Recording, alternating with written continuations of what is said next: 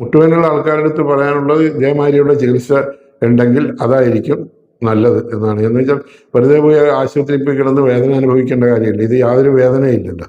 ഇവിടെ വരുമ്പോഴത്തേക്ക് എൻ്റെ രണ്ട് മുട്ടിനും ശരിക്കും എനിക്ക് നടക്കാൻ തന്നെ പറ്റത്തില്ലായിരുന്നു.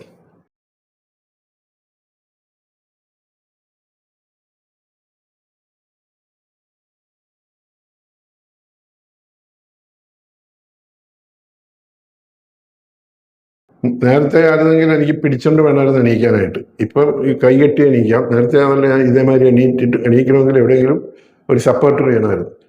അപ്പം അത് മാറിയിട്ടുണ്ട്. ഇത്രയും ആ വീട്ടിൽ നിന്ന് മുൻകൂട്ടി എനിക്ക് പ്രതീക്ഷയില്ലായിരുന്നു.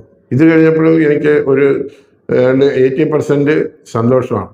എൻ്റെ അനുഭവത്തിൽ ഇത് ഏറ്റവും നല്ലൊരു ട്രീറ്റ്മെൻ്റ് ആണെന്നുള്ളതാണ് ഞാൻ എൻ്റെ അനുഭവത്തിൽ മനസ്സിലാക്കുന്നത്. എന്താ വെച്ചാൽ നമ്മളിപ്പം മറ്റുള്ളടത്ത് പോയി കഴിയുമ്പോൾ സർജറി നടത്തണം, ഇല്ലെങ്കിൽ സർജറി നടത്താൻ ഭയമുള്ളവരുണ്ടാകും. എനിക്കാണെങ്കിൽ സർജറി നടത്താനത് താല്പര്യമില്ലാത്തതാണ്. അപ്പോൾ സർജറി നടത്തിയാൽ മാറും എന്ന് പറയുന്നു.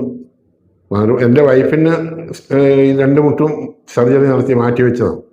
പക്ഷേ എനിക്ക് അതിനോട് താല്പര്യമില്ലാത്തതുകൊണ്ടാണ് ഇങ്ങനെ ഇത് കണ്ട് ആലപ്പുഴയിൽ നിന്ന് ഇവിടം വരെ വന്നത്. പക്ഷേ എനിക്ക് വന്നതിൻ്റെ ഏറെക്കുറെ എൻ്റെ വളരെ സന്തോഷമായിട്ടാണ് ഞാനിപ്പോൾ പോകാൻ ഉദ്ദേശിക്കുന്നത്.